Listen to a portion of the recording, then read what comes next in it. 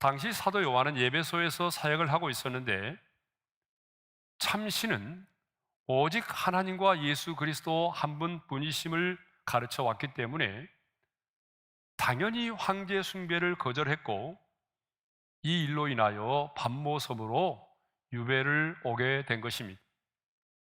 이때 사도 요한의 나이는요 90이 넘은 고령의 나이였습니다. 그리고 전승에 의하면 밤모섬이 이 돌섬으로 되어 있었기 때문에, 돌산으로 되어 있었기 때문에 이 섬에 끌려온 자들은 낮에는 채석장에서 돌을 깨는 일에 동원되었다라고 합니다. 자, 이렇게 사도 요한은 고령의 나이에 죽음의 섬, 곧 사망의 음침한 골짜기와 같은 밤모섬에 끌려와서 낮에는 강제 노역을 하면서 유배 생활을 하고 있었습니다. 그러므로 이쯤 되면 누구나 의기소침할 수밖에 없습니다.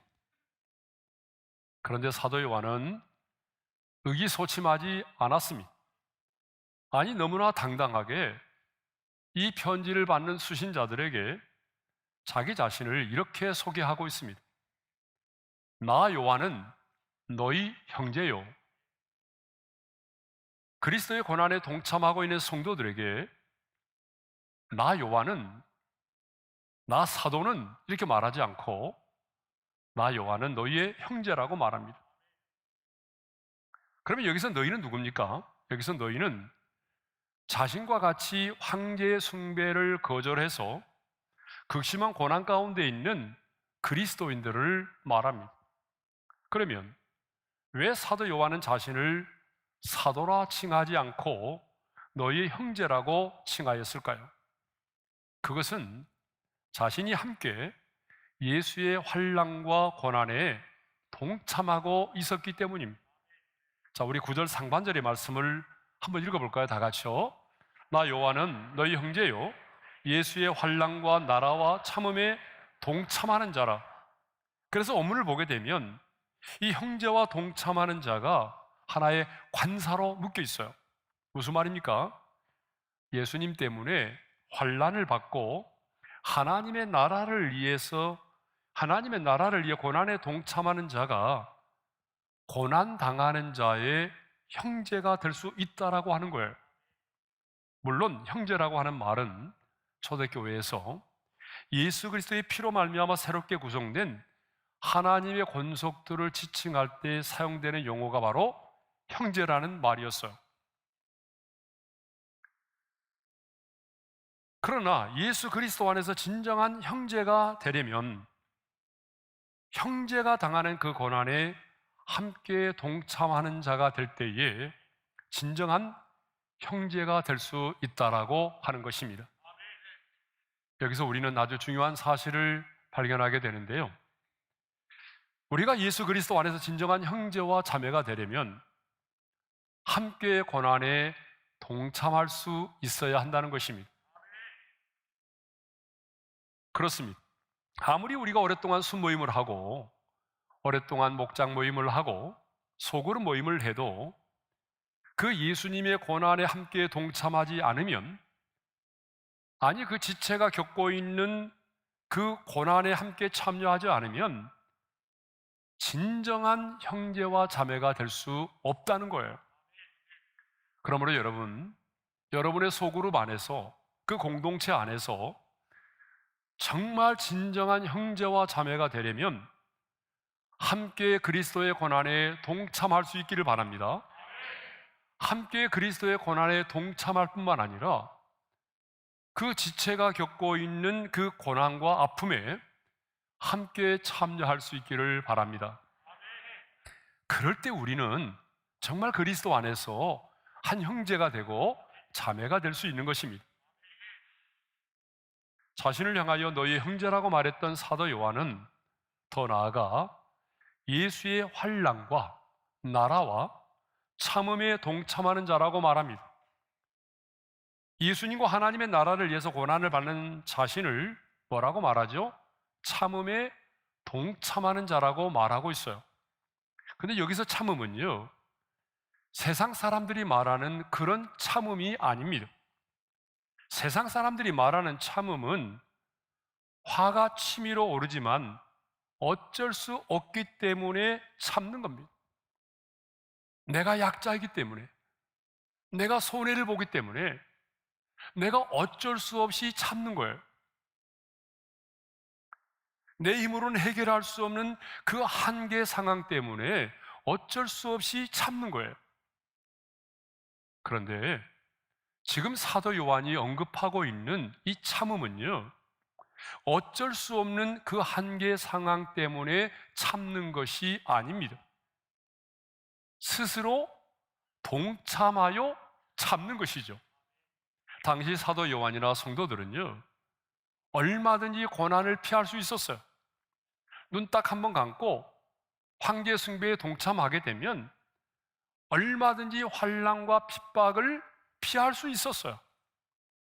그럼 일제시대 때 많은 목사와 성도들이 신사 참배는 우상 숭배가 아닌 국민의 의례라고 주장하면서 신사에 절을 했던 것처럼 황제에 대한 숭배는 우상 숭배가 아니라 관습이고 황제에 대한 예우라며 얼마든지 황제 숭배에 동참할 수 있었던 거죠. 아니, 하나님만이 참 신이시며 예수님만이 나의 왕이라는 신앙을 포기하면 얼마든지 고난을 피할 수가 있었습니다. 그런데요, 사도 요한과 초대교회의 성도들은 그렇게 하지 않았습니다.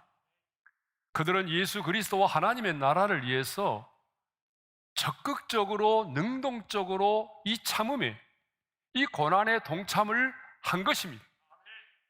자신들이 스스로 이 고난을 선택하고 이 고난에 동참을 한 것입니다. 그러므로 그들은 자신들이 당한 고난 때문에 하나님을 원망하지 않았습니다. 초대교회 성도들은 예수를 믿는다는 이유만으로 온영 경기장에 끌려가서 굶주린 사자의 밥이 되고 불에 태워서 죽임을 당하기도 하였습니다. 또 많은 성도들은 황제 숭배를 거절하여 평생을 카타콤과 같은 지하 묘지, 그 지하 동굴에 거주하면서 살았습니다. 심지어는요, 태어나서 한 번도 바깥 세상을 구경하지 못하고 그곳에서 죽어간 자들도 있습니다. 하지만 그들은 하나님을 원망하지 않았습니다. 왜냐하면 그들 스스로가 그 고난에 동참하였기 때문입니다. 도리어 베드로 사도가 베드로전서 4장 13절에 이렇게 말했잖아요. 다 같이요. 그리스도의 고난에 참여하는 것으로 즐거워하라. 이 말씀처럼 그들은 그리스도의 고난에 참여하는 것을 부끄러워한 것이 아니라 즐거워하였던 것입니다. 서머나 교회 감독이었던 폴리캅도 화형을 당하기 전에 예수를 한 번만 부인하라는 요구를 받았지만 그분은 이렇게 말했어요. 그분은 한 번도 나를 부인하지 않으셨는데 내가 어떻게 나를 모든 악에서 지켜주시고 나를 구원하신 나의 왕을 부인할 수가 있겠는가? 이 말을 남기고 순교를 하였다라고 하는 거죠. 이렇게 사도 요한과 초대교회의 성도들은 스스로 고난에 동참했기 때문에 고난 받는 것을 부끄러워하지 않았습니다. 그래서 죽음의 섬 사망의 음침한 골짜기와 같은 곳에 유배를 당하여 왔지만은 굴하지 않고 당당하게 자기 자신을 나 요한은 너희의 형제요 예수의 환난과 나라와 참음에 동참하는 자라고 당당하게 말했던 것입니다. 그런데 이렇게 밤모섬에서 유배 생활을 하고 있던 사도 요한이 마침내 성령의 감동이 돼서 주의 음성을 듣고 주의 환상을 보게 됩니다. 밤모섬에 가보게 되면 산 중턱에 요한이 계시를 받았다고 하는 계시의 동굴이 있습니다. 당시 90이 넘은 사도 요한은요, 낮에는 채석장에 나가서 일을 하고 밤에는 돌아와서 이 동굴로 돌아와서 이곳에서 생활을 했다고 알려지고 있습니다. 그런데 이 동굴에 있던 사도 요한이요, 성령의 감동이 됐어요. 성령의 감동이 된 이후에 나팔 소리와 같은 큰 주님의 음성을 듣게 되고, 그리고 일곱 금 촛대 사이를 거니시는 주님을 보게 됩니다. 성령의 감동이 돼서 주님의 음성과 주의 환상을 보게 된 거죠. 그런데 언제 사도 요한이 성령의 감동이 돼서 주의 음성을 듣고 주의 환상을 보게 되었습니까? 자, 우리 10절의 말씀을 다시 한번 읽어볼까요? 다 같이요. 주의 날에 내가 성령의 감동이 되어. 주의 날이라고 말하고 있어요. 주의 날은 예수님께서 장사되었다가 부활하신 안식 후 첫날을 말하죠. 곧 오늘의 주일에 해당되는 날입니다. 성경에 보게 되면 초대교회 성도들은요, 너무나 자연스럽게 안식 후 첫날을 주의 날로 지켰습니다. 그리고 그날에 모여서 하나님을 예배했던 거죠. 그러므로 사도 요한이 주의 날에 성령의 감동이 돼서 주의 음성과 환상을 보게 되었다는 것은 유배 생활 가운데서도 경건의 생활을 게을리하지 않았다라고 하는 것을 우리가 알 수 있습니다. 고령의 나이에 고통스러운 유배 생활을 하면서도 요한은요, 영적으로 나태해지지 않았다는 거예요. 이 고령의 나이에 유배 생활을 하면서 그 동굴에 거하면서도 하나님을 찾는 일을, 하나님을 예배하는 일을 게을리하지 않았습니다. 언제 살아 돌아갈는지 모르는 사망의 음침한 골짜기와 같은 그곳에 거하면서도 사도 요한은 늘 깨어서 기도하고 있었습니다. 가장 힘들고 어려울 때에 도리어 예배의 자리를 지키면서 하나님 앞에 무릎을 꿇어 기도했다는 것이죠. 사랑하는 성도 여러분, 사도 요한은요, 하나님을 예배함으로 그 암울한 시기를 이겨냈습니다. 그러나 여러분, 사도 요한을 보십시오. 낮에는요, 채석장에 가서 돌을 깨는 일을 했습니다. 그 피곤한 몸을 이끌고 동굴로 돌아오면 기도의 무릎을 꿇었어요. 주의 날에는 하나님을 예배했습니다. 열악한 환경을 이유로 영적으로 나태하지 않았습니다.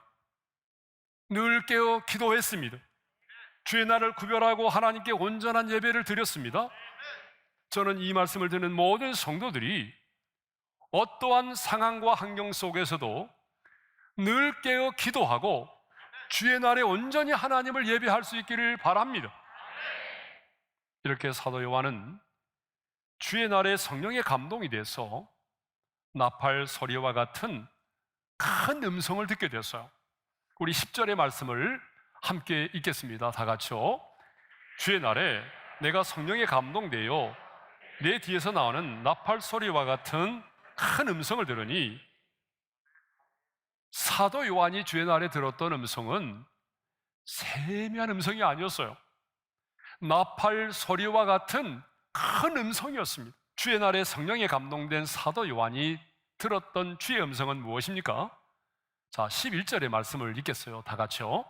이르되 네가 보는 것을 두루마리에 써서 예배소, 서머나, 버가모, 두아디라, 사대, 빌라델비아, 라오디게아 등 7교회에 보내라 하시기로. 근데 중요한 것은요, 네가 보는 것, 주께서 들려주신 것만을 기록하여 7교회에 보내라고 하는 것입니다. 너의 주관이나 너의 생각이나 너의 사상이 개입되지 않도록 하라는 거예요. 하나님이 보여주신 것만, 하나님이 들려주신 것만을 기록하여 7교회에 보내라는 거예요. 또 8절을 보게 되면 하나님은 하나님 자신에 관하여 나는 알파와 오메가라고 말씀하셨습니다. 우리 8절의 말씀을 함께 읽어볼까요? 다 같이요. 주 하나님이 이르시되 나는 알파와 오메가라, 이전도 있고 전에도 있었고 장차 올 자요 전능한 자라 하시더라. 그런데 여러분, 나는 알파와 오메가라고 하는 이 말씀이 이 요한계시록에만 3번 나옵니다. 자, 요한계시록 21장 6절의 말씀을 한번 읽어볼까요? 다 같이요. 또 내게 말씀하시되 이루었도다. 나는 알파와 오메가요 처음과 마지막이라. 요한계시록 22장 13절에도 나옵니다. 다 같이요. 나는 알파와 오메가요 처음과 마지막이요 시작과 마침이라. 여러분, 알파와 오메가, 처음과 나중을 말합니다. 시작과 마침을 말하죠. 자, 하나님께서 이 세상을 창조하셨습니다. 그래서 창세기 1장 1절에 이렇게 시작하잖아요. 다 같이요. 태초에 하나님이 천지를 창조하시니라. 그러므로 하나님은 모든 만물의 시작, 모든 생명의 근원이십니다. 뿐만 아니라 예수님은 다시 오십니다. 다시 오셔서 이 세상을 심판하십니다. 그러면 이 세상에 완성된 하나님의 나라, 새 하늘과 새 땅이 임하게 되는 거죠. 그러므로 하나님이 모든 역사의 끝이 되시고 마지막이 되십니다. 자, 이것을 보게 되면 우리 하나님은 역사를 주관하시는 전능하신 하나님이십니다. 뿐만 아니라 하나님은 시간적으로도 알파와 오메가가 되십니다. 자, 우리 8절의 말씀을 다시 한번 읽겠어요. 시작. 주 하나님이 이르시되 나는 알파와 오메가라. 이제도 있고 전에도 있었고 장차 올 자요 전능한 자라 하시더라. 여러분, 4절에도 보게 되면 이런 말씀이 있거든요. 4절 다 같이요. 이제도 계시고 전에도 계셨고 장차 오실 이. 여러분, 우리가 보통 시제를 말할 때는요, 순서가 어떻게 시작되죠? 시제를 말할 때 우리의 순서는 언제나 과거, 현재, 미래를 말하게 되어 있어요. 그렇죠? 그런데 주님은 자기 자신을 계시하실 때에 어떻게 계시하셨는가 하면 현재, 과거, 미래의 순으로 그렇게 말씀하셨어요. 그러니까 주님 자신이 이제도 계시고 현재죠. 그리고 과거에도 계셨고 그리고 미래에 다시 오실 분으로 그렇게 자신을 소개하고 있습니다.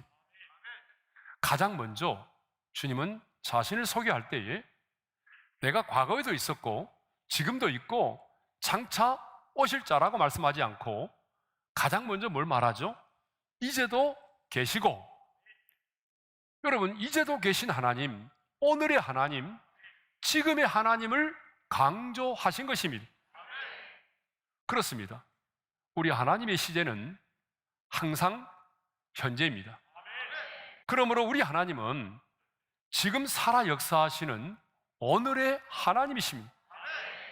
물론 우리에게는 과거의 하나님도 중요합니다.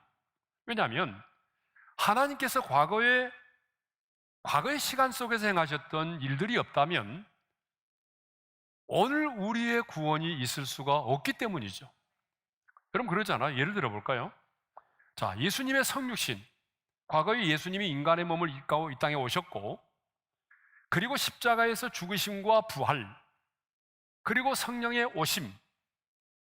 여러분, 이런 사건이 없었다고 한다면 여러분, 우리는 어떻게 구원을 받을 수가 있겠어요? 그러니까 하나님께서 우리의 구원을 위하여 행하신 일들은 이미 2000년 전에 과거에 일어난 사건들이죠. 자, 독생자가 예수 그리스도가 이 땅에 오셨고 그분이 우리를 위하여 십자가에 달려 죽으셨고 그리고 또한 우리 가운데 성령을 보내주셨습니다. 그리고 우리가 이 사실을 믿지 않는다면 우리는 구원에 이를 수가 없는 거죠.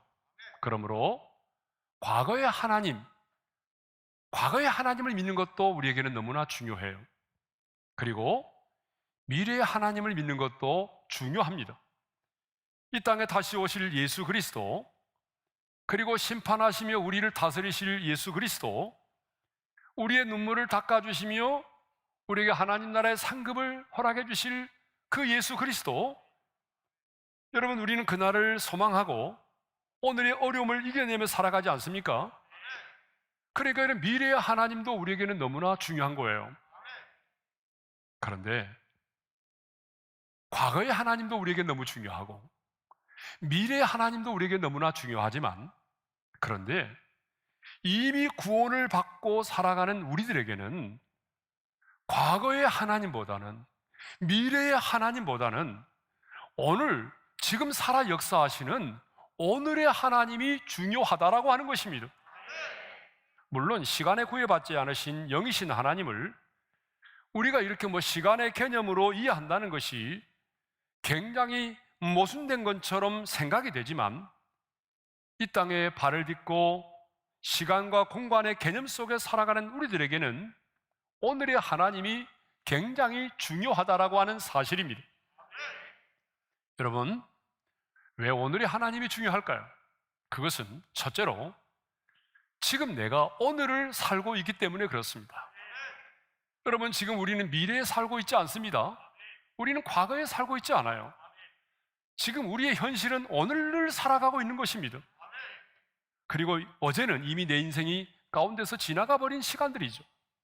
자, 둘째로 왜 오늘의 하나님이 중요하냐면 주님의 능력과 사랑과 위로와 축복이 오늘 우리에게 필요하기 때문에 그렇습니다.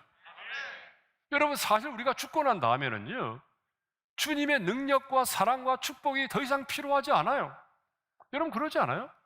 이미 우리가 죽고 난 다음에 무슨 주님의 사랑과 위로와 능력이 필요하겠습니까? 이미 영광스러운 하나님의 나라에 가 있는데. 그렇기 때문에 오늘 우리에게 뭐가 필요하죠? 주님의 사랑과 능력과 위로와 축복이 오늘 필요한 거죠. 그런데 이상하게도 많은 그리스도인들은 과거의 하나님만을 섬기고 있습니다. 너무나 많은 그리스도인들이 과거의 하나님에 관해서만 알고 있고 미래의 하나님만을 소망하고 있습니다. 저도 개척 초기에는요, 과거의 하나님에 대해서는 확신 있게 설교를 했습니다. 그리고 미래에 대해서도 자신 있게 설교를 했어요. 그러나 오늘의 하나님에 대해서는 결코 확신을 가지고 말할 수가 없었어요. 왜? 오늘 내 삶이 역사하시는 오늘의 하나님을 경험하지 못하고 있었기 때문이죠. 오늘 내 하나님, 지금 살아 역사하시는 하나님에 대한 확신이 없었기 때문이죠. 그러나 이제는 오늘의 하나님에 대해서 자신 있게 선포합니다.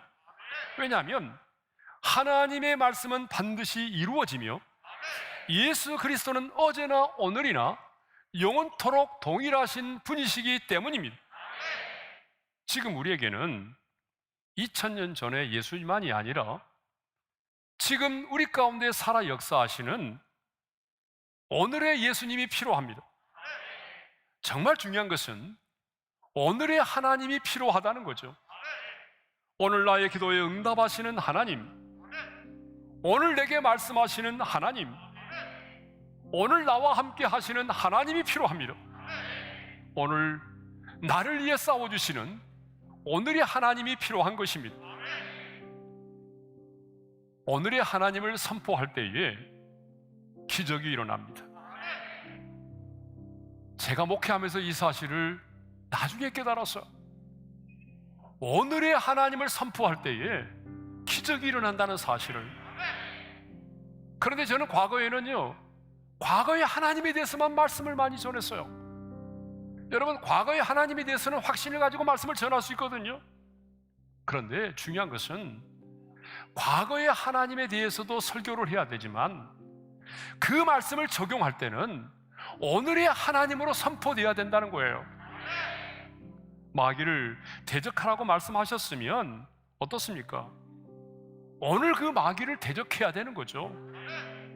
기도에는 이런 유가 나갈 수 없느니라고 말씀하셨다면 여러분, 오늘 우리가 무릎을 꿇어 기도해야 되는 거 아닙니까? 오늘 우리 앞에 골리앗이 있다면 여러분, 우리가 어떻게 해야 될까요? 오늘 말씀의 물맷돌을 들고 오늘 지금 그 골리앗을 향하여 나아가야 되는 거죠. 그래야 여러분, 내 인생 앞에 있는 골리앗이 무너지는 것을, 골리앗이 넘어지는 것을 볼 수 있지 않겠습니까? 진짜 기적은요, 하나님의 약속의 말씀을 의심하지 않고 오늘 믿음으로 나아갈 때에 일어나는 것입니다. 여러분, 우리가 믿는 하나님은 과거의 하나님이 아니고 미래의 하나님만이 아니라 지금 우리 가운데 살아 역사하시는 오늘의 하나님입니다. 오늘 지금 우리에게 말씀하시고 지금 우리의 기도에 응답하시고 오늘 여러분의 기도에 역사하시는 오늘의 하나님을 오늘 만날 수 있기를 바랍니다. 나중으로 미루지 마시고 오늘 이 예배하는 시간에 오늘의 하나님을 만날 수 있기를 바랍니다.